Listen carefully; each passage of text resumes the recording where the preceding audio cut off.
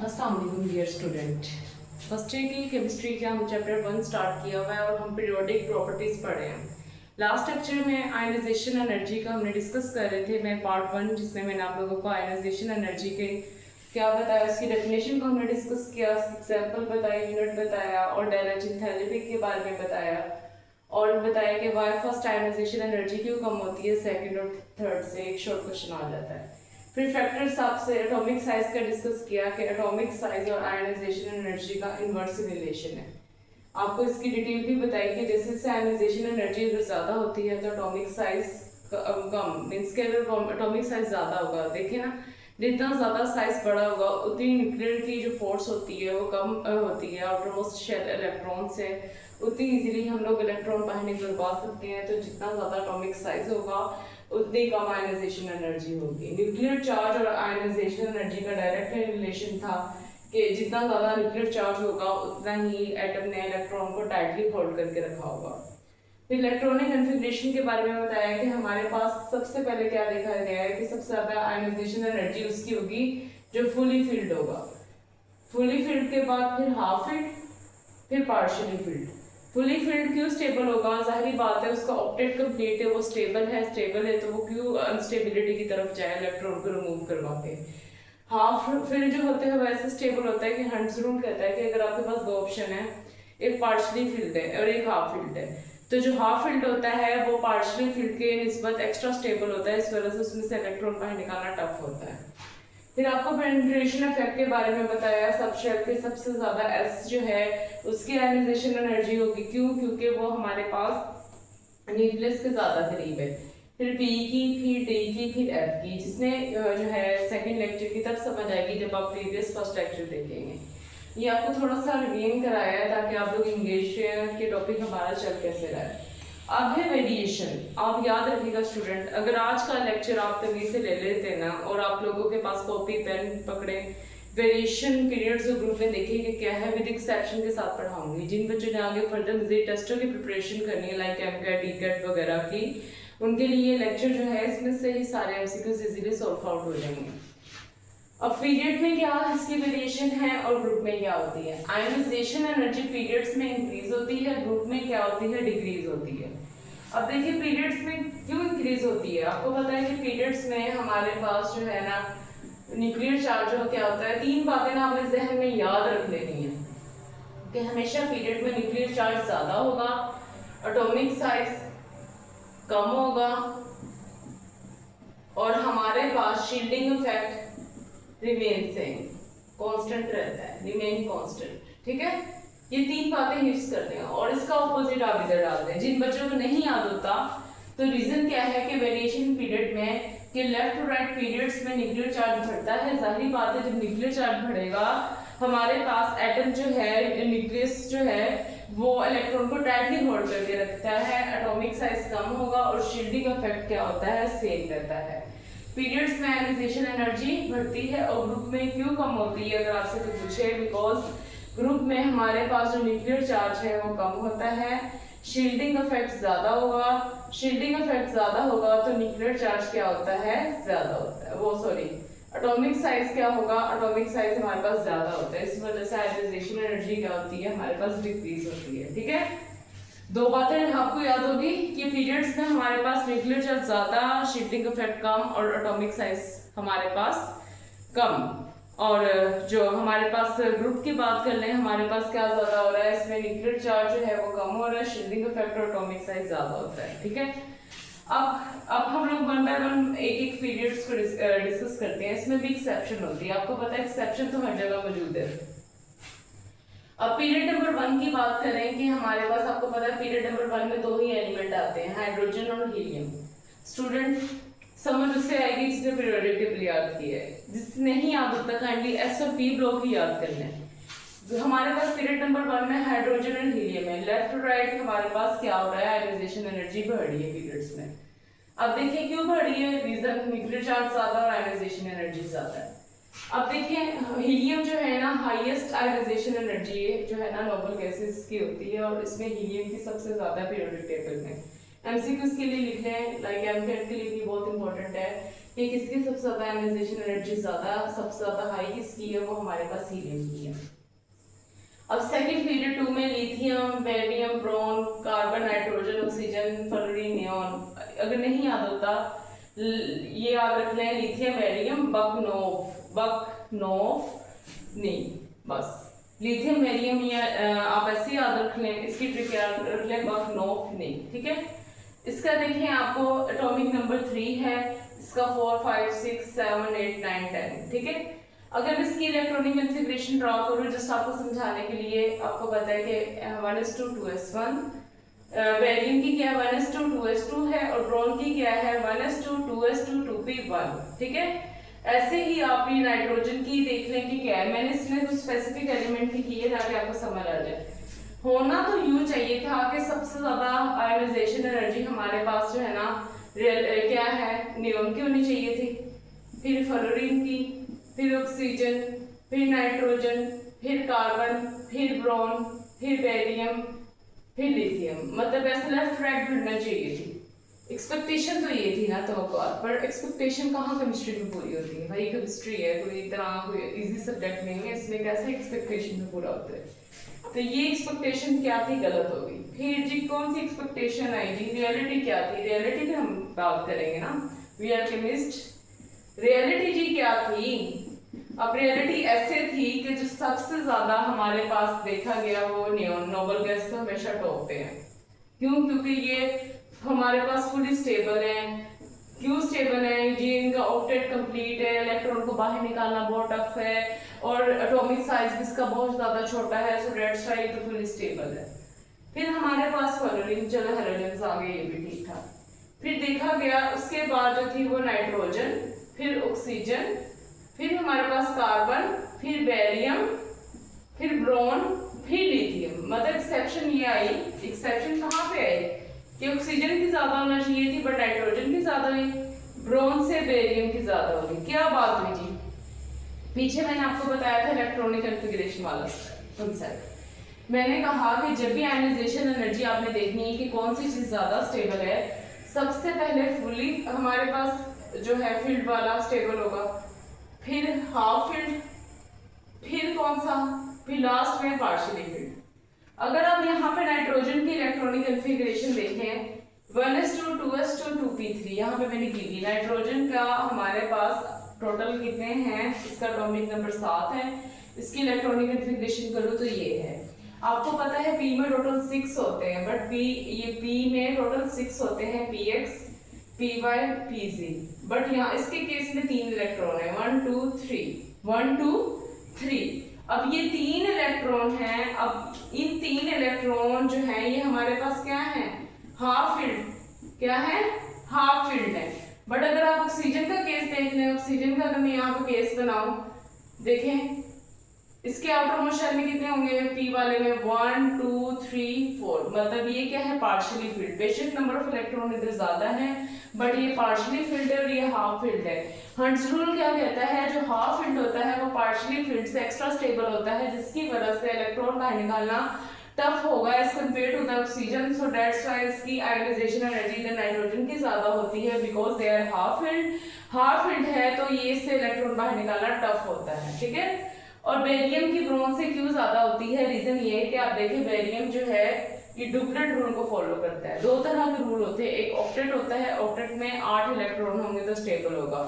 Duplet में क्या होता है कि आउटर एस में 2 ही इलेक्ट्रॉन आते हैं, तो ये डुप्लेट रूल को फॉलो कर रहा है, ये स्टेबल है क्योंकि इसका ऑक्टेट कंप्लीट है, सो दैट्स व्हाई ये हमारे पास इसमें से इलेक्ट्रॉन निकालना ज्यादा टफ होता है as compare to the brown. ये क्या है, ये पार्शियली फील्ड है, देखिए पी में सिर्फ एक ही इलेक्ट्रॉन है, एक को इजीली धक्का देके निकाल सकते हैं, सो दैट्स व्हाई ये हमारे पास बेरिलियम जो है इसकी आयनाइजेशन एनर्जी ब्रोन से ज्यादा होती है। इन शॉर्ट जो एक्सेप्शन हमारे पास देखी गई है ग्रुप 3 और ग्रुप नंबर 6, 3 और 3 6 होते हैं, ग्रुप नंबर 3 की कम होगी 2 से और 6 की किस से कम होगी 5 से, 6 की 16 कहेंगे, इसकी 15 से कम होगी। यहाँ तक आप लोगों को होप्स समझ आ रही होगी। ऐसा ही पीरियड नंबर 3 का केस है। देखिए पीरियड नंबर 3 में रियलिटी तो ऐसे होनी चाहिए थी कि सबसे ज्यादा इसकी, फिर हम आर्गन की, फिर क्लोरीन की, फिर सल्फर, फिर फास्फोरस, फिर सिलिकॉन, फिर एल्युमिनियम, मैग्नीशियम। बट रियलिटी में क्या है, रियलिटी में सबसे ज्यादा होगी ये आर्गन की, फिर हमारे पास क्लोरीन, फिर फास्फोरस, फिर सल्फर, फिर सिलिकॉन हमारे पास, फिर मैग्नीशियम, फिर एल्युमिनियम और लास्ट में हमारे पास सोडियम।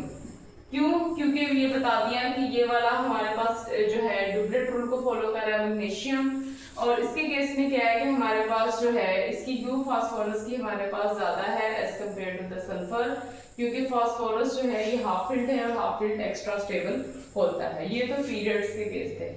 ऐसे पीरियड 4 का होगा 5 का। अभी आप लोगों को यहाँ तक समझ आ गई होगी, ठीक है। अब नेक्स्ट है वो हमने डिस्कशन करनी है ग्रुप्स में। ग्रुप्स में हमारे पास कैसे कैसे वेरिएशन होती है वो हम देखते हैं। ग्रुप में देखते हैं कि कैसे कैसे वेरिएशन होगी ग्रुप में। इंतहाई आसान है। पीरियड्स में समझ आ गई, पीरियड्स में आयनाइजेशन एनर्जी क्यों बढ़ रही है, क्यों? रीजन ये है कि हमारे पास न्यूक्लियर चार्ज ज्यादा होता है, और न्यूक्लियर चार्ज ज्यादा होने की वजह से एटम जो न्यूक्लियस है वो आउटर मोस्ट इलेक्ट्रॉन को ज्यादा टाइटली पकड़ के रखता है। अब आगे जी ग्रुप की बात। टॉप टू बॉटम क्या होते हैं ग्रुप? अब देखिए हमारे पास ग्रुप नंबर 1 और ग्रुप नंबर 2, इनका तो केस बिल्कुल सिंपल सा है कि ना हमारे पास क्या है, टॉप टू बॉटम ना आयनाइजेशन एनर्जी कम हो रही है। ग्रुप नंबर 1 कौन सा है? हाल ही में की रब से फरियाद। आप लोग भी रब से फरियाद ही कर रहे होंगे केमिस्ट्री कहाँ से आ गई। Hydrogen, lithium, sodium, potassium, rubidium, caesium और फ्रेंशियम। दूसरा beryllium, magnesium, calcium, strontium, barium, radium, ठीक है। टॉप टू बॉटम क्या हो रहा है हमारे पास? टॉप टू बॉटम हमारे पास आयनाइजेशन एनर्जी कम हो रही है। रीजन, एटॉमिक साइज ज्यादा हो रहा है और न्यूक्लियर चार्ज कम हो रहा है और शील्डिंग इफेक्ट ज्यादा होता है। इतनी बात समझ आ गई? ये तो ग्रुप 1 तो सादा सा था। आप देख लें, मैं बात कर लूं अगर हाइड्रोजन की, हाइड्रोजन के आउटर मोशन में 1 इलेक्ट्रॉन है। दूसरी बात कर ले लिथियम का एटॉमिक नंबर 3 है, इसके भी आउटर मोशन में 1 इलेक्ट्रॉन है। अब देखिए पहले तो ये साइज छोटा था तो न्यूक्लियस ने इसको इजीली होल्ड किया हुआ है तो निकालना टफ है, बट साइज बढ़ गया, साइज बढ़ गया, इंटरवेनिंग इलेक्ट्रॉन भी बढ़ गए, इंटरवेनिंग इलेक्ट्रॉन भी बढ़ गए तो शील्डिंग इफेक्ट भी ज्यादा हो गया, शील्डिंग इफेक्ट भी ज्यादा हो गया, इसलिए इलेक्ट्रॉन निकालना टफ है। अब देखिए सोडियम का केस जी। सोडियम का क्या है हमारे पास? Atomic number 11। देखिए आउटर मोशन में। अब जी इसके देखिए 1 इलेक्ट्रॉन था, उसने सही संभाल के एक माँ बाप ये को ला दो अच्छे तरीके से पकड़ के रखी है। फिर क्या हो गया यहाँ पे देखिए सोडियम के केस में कितने ज्यादा 10 इंटरवेनिंग इलेक्ट्रॉन है, वो बेचारा एक बाहर अकेला, कहाँ उस तक इतनी इंटरेक्शन होनी है, ठीक है भी वैलेंस इलेक्ट्रॉन, उसको निकालना ज्यादा आसान हो जाना है। क्यों? क्योंकि हमारे पास एटॉमिक साइज ज्यादा है, शील्डिंग इफेक्ट ज्यादा और न्यूक्लियर चार्ज कम। ऐसे ही टॉप टू बॉटम इनका ये इंतहाई सिंपल सा केस है। ग्रुप में हमारे पास क्या हो रही है, हमारे पास आयनाइजेशन एनर्जी कम हो रही है, बट केमिस्ट्री सीधी नहीं हो सकती। अब जी ग्रुप नंबर 13 पे आ जाए। अच्छा, बहुत सारे बच्चों ने कमेंट्स में क्वेश्चन पूछा हुआ था ग्रुप नंबर 3 की बात क्यों नहीं करती। ग्रुप नंबर 3 से 12 तक ट्रांजिशन एलिमेंट है, उसके लिए आप लोगों को सेकंड ईयर की केमिस्ट्री का जो चैप्टर फर्स्ट ही है जो उसका स्टार्ट होगा वहां पे आप लोग पढ़ेंगे। अभी आप लोगों ने जर्नल जो है ग्रुप नंबर 1, 2 और क्योंकि ये एस ब्लॉक है और ग्रुप 13 से 18 हम पी ब्लॉक उसकी प्रॉपर्टीज पढ़ रहे हैं, और स्टूडेंट जो डी और एफ ब्लॉक है उसकी प्रॉपर्टीज डिफरेंट होती हैं। अब ग्रुप 13 जो है ना उसका क्या है, देखा गया कि हमारे पास कौन सा होता है, बाबर अली गया इन ताइवान। होना तो यूं चाहिए था, एक्सपेक्टेशन जी हमारी क्या तवक्का थी जी, टॉप टू बॉटम कम हमारे पास आयनाइजेशन एनर्जी कम होती है। मैं एक्सपेक्ट करके बैठी जी सबसे ज्यादा ब्रोन की होगी, फिर एल्युमिनियम की होगी, फिर गैलियम की होगी, फिर इंडियम की होगी, फिर टेलेनियम की होगी, फिर क्या, बट क्या हुआ, बट रियलिटी तो ऐसी नहीं थी। रियलिटी में जब ग्राफ इसका देखा गया तो वो इस टाइप का ग्राफ आया जी। ग्राफ क्या कह रहा है कि सबसे ज्यादा आयनाइजेशन एनर्जी ब्रोन की है, फिर हमारे पास टेलेनियम की है, फिर हमारे पास गैलियम की है, फिर हमारे पास एल्युमिनियम की है, फिर हमारे पास इंडियम की है। ऐसा क्या हो गया, क्या केमिस्ट्री में इतना ट्विस्ट आया, ये क्या चीज हो गई कि सबसे ज्यादा जी मानते हैं कि ब्रोन की है। क्यों ब्रोन की है? क्योंकि इसका साइज छोटा है, इसका न्यूक्लियर चार्ज ज्यादा है और इसका शील्डिंग इफेक्ट कम है, एटॉमिक साइज छोटा है जी ज्यादा है। इनके में क्या केस हुआ, जो रियलिटी देखी गई वो सबसे ज्यादा इसकी, फिर टेलिनियम की, फिर गैलियम की, फिर हमारे पास नेक्स्ट जो है वो केस आता है किसका, ये अल्युमिनियम और उसका, अल्युमिनियम की, फिर इंडियम की। अच्छा ब्रोन का तो आपको मैंने बता दिया जी, क्यों ज्यादा सबसे, क्योंकि साइज छोटा और न्यूक्लियर चार्ज ज्यादा। चलिए इलेक्ट्रॉन निकालना टफ, तो आयनाइजेशन एनर्जी ज्यादा। इसका क्या केस हुआ, इसका ऐसा केस हुआ कि इसमें लेंथेनाइट कंट्रैक्शन आती है। क्या आती है, लेंथेनाइट कंट्रैक्शन। लेंथेनाइट और एक्टिनाइट हमारे पास, ये आप लोग जो है क्लास 9th में भी, प्रीवियस जो ओल्ड बुक थी इसमें 9th में भी पढ़ चुके थे कि हमारे पास लेंथेनाइट जो कंट्रैक्शन होती है वो होती क्या है कि लेंथेनाइट कंट्रैक्शन में कैसे जो है लेफ्ट राइट जाने पे न्यूक्लियर चार्ज जो है, इफेक्टिव न्यूक्लियर चार्ज ज्यादा होता है, जिसकी वजह से हमारे पास इलेक्ट्रॉन निकालना जो है वो टफ होता है। ठीक है, तो ये रीजन थी। और जो गैलियम जो है उसकी ये रीजन है कि इसमें ट्रांजिशन कॉन्ट्रैक्ट होता है। क्या होता है, ट्रांजिशन कॉन्ट्रैक्ट, ट्रांजिशन कॉन्ट्रैक्ट होता है। और इसके बाद अल्युमिनियम और इंडियम का वही केस है कि साइज बड़ा तो इलेक्ट्रॉन निकालना आसान है। ये यहाँ तक समझ आ गई, ठीक है। अब नेक्स्ट हम लोग बात करेंगे ग्रुप नंबर 14 की। अब ग्रुप नंबर 14 में क्या आता है, ग्रुप नंबर 14 में कौन सी फैमिली आती है हमारे पास वो देखते हैं हम लोग। ग्रुप नंबर 14 कौन कौन सी फैमिली आएगी, इसमें इसका क्या ग्राफ आएगा उसको यहाँ पे डिस्कस करते हैं।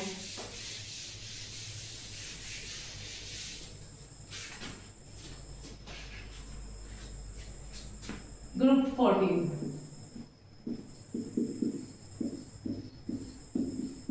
अच्छा जी, carbon silicon uranium tin lead. होना तो यूं चाहिए था कि हमारे पास यही top to bottom ionization energy क्या होनी चाहिए थी, कम होनी चाहिए थी। मैं आपको एक्सेप्शन इसलिए बता रही हूँ ताकि आपको किसी और बुक में जाके पढ़ने की जरूरत नहीं है, आप लोग आसानी से इधर से इसको कवर कर सकते हैं। ठीक है, इसमें क्या होगा, सबसे ज्यादा आयनाइजेशन एनर्जी कार्बन की, फिर सिलिकॉन की, फिर जेरेनियम की, फिर हमारे पास लेड की, फिर हमारे पास टिन की। रीजन क्या है, लेंथेनाइट कंट्रैक्शन। लेंथेनाइट कंट्रैक्शन की वजह से हमारे पास इसकी आयनाइजेशन एनर्जी से ज्यादा होती है। ठीक है, लेड की टिन से ज्यादा होती है। अच्छा एक शॉर्ट क्वेश्चन है, अब शॉर्ट क्वेश्चन किस किस टाइप के आ सकते हैं। अब हम लोगों ने कंपेयर करना है, कंपेयर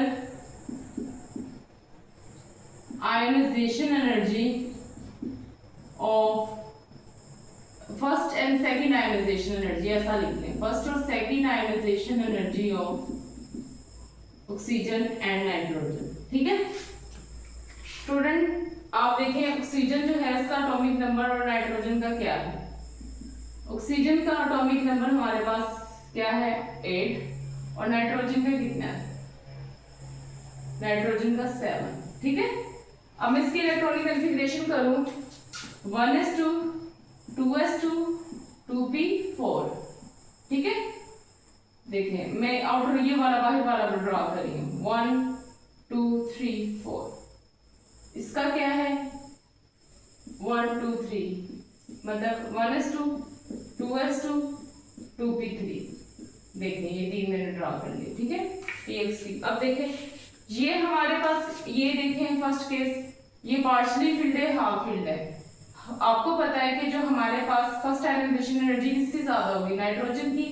क्यों फर्स्ट आयनाइजेशन एनर्जी नाइट्रोजन की क्यों ज्यादा होगी, क्योंकि हाफ फिल्ड एक्स्ट्रा स्टेबल है अकॉर्डिंग टू हंट्स रूल, इसमें से इलेक्ट्रॉन बाहर निकालना क्या होगा, टफ होगा। चलें मान लिया। अब क्या होगा, अब ऑक्सीजन जी हमारे पास इसमें एक इलेक्ट्रॉन बाहर निकाल लिया हम लोगों ने। ठीक है, और नाइट्रोजन से भी एक इलेक्ट्रॉन हम लोगों ने क्या कर लिया, बाहर निकाल लिया। अब क्या होगा, अब देखिए एक इलेक्ट्रॉन यहाँ से बाहर जब निकल गया तो ये हमारे पास क्या आ जाएगी इलेक्ट्रॉनिक कॉन्फ़िगरेशन 1 2 3, और इसकी क्या आ जाएगी 1 2। अब ये जी हो गया है हाफ फिल्ड और ये क्या हो गया है पार्शियली फिल्ड। अब सेकंड आयनाइजेशन एनर्जी इस केस में किसकी ज्यादा होगी, ऑक्सीजन O पॉजिटिव की, किसकी, ऑक्सीजन O प्लस की आयनाइजेशन एनर्जी N+ से ज्यादा होगी, बिकॉज क्योंकि अब ये हाफ फील्ड है और हाफ फील्ड से इलेक्ट्रॉन निकालना ज्यादा टफ होता है एज कंपेयर टू द हमारे पास पार्शियली फील्ड। ये रीजन है। फर्स्ट आयनाइजेशन एनर्जी तो इसकी ज्यादा होगी हमारे पास नाइट्रोजन की, but second ionization energy oxygen की ज्यादा होगी। अब ऐसे शॉर्ट क्वेश्चंस आएंगे, आपसे पूछा जाएगा ट्रिकी से एक शॉर्ट क्वेश्चन आता है हमारे पास कि आयनाइजेशन एनर्जी हमें बताती है कौन सी चीज मेटल है और कौन सी नॉन मेटल है। ठीक है, ये भी इससे हम लोग इजीली निकाल सकते हैं मेटल और नॉन मेटल के बारे में, मेटल्स और नॉन मेटल के बारे में। जो मेटल्स होते हैं वो इजीली अपना इलेक्ट्रॉन दे देते हैं और नॉन मेटल इलेक्ट्रॉन को इजीली नहीं देते, नहीं बाहर निकालते, बकायदा एक्सेप्ट करते हैं, बाहर इजीली नहीं निकालते, ये एक्सेप्ट करते हैं। ठीक है, अब देखिए जो इजीली इलेक्ट्रॉन निकाल देता है तो उसकी आयनाइजेशन एनर्जी क्या होगी, कम होगी। और जो इजीली नहीं निकालता, सिर्फ एक्सेप्ट ही कर रहा है, टफ होता है, तो उसकी आयनाइजेशन एनर्जी क्या होगी, ज्यादा होगी। तो मेटल जो है उनकी आयनाइजेशन एनर्जी कम होती है, नॉन मेटल की ज्यादा होती है। अब एक क्वेश्चन आ सकता है कि हमारे पास क्या केस है कि हमारे पास दो एटम है, सोडियम है और हमारे पास दूसरा कौन सा है, मेटल है, और हमारे पास कल फ्लोरीन है।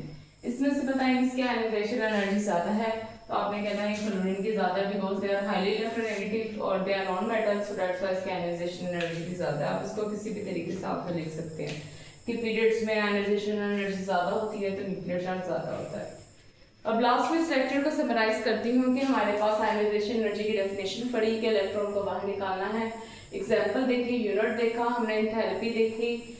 आयनाइजेशन एनर्जी की वैल्यू पॉजिटिव में होती है क्योंकि ये एंडोथर्मिक रिएक्शन होता है। सक्सेसिव आयनाइजेशन एनर्जी के बारे में बताया, फैक्टर्स इसकी और वेरिएशन पीरियड में बढ़ती है, ग्रुप में कम होती है। तीसरा और छठा एक्सेप्शन है, तीसरे की दूसरे से कम होती है और हमारे पास छठे की पांचवें से कम होती है। क्यों? क्योंकि दूसरा जो है डुप्लेट रूल को फॉलो करता है, जो छठा है वो हाफ फील्ड, पांचवा ग्रुप 5 हाफ फील्ड होता है जिसकी वजह से 6 वाले की इससे कम होती है। तो इंशाल्लाह नेक्स्ट लेक्चर में हम इलेक्ट्रॉन अफिनिटी स्टार्ट करेंगे। आप लोगों ने अगर जब तक इसके कॉन्सेप्ट को क्लियर करेंगे कोई भी क्वेरी है तो आप लोग कमेंट्स में पूछ सकते हैं। Thank you.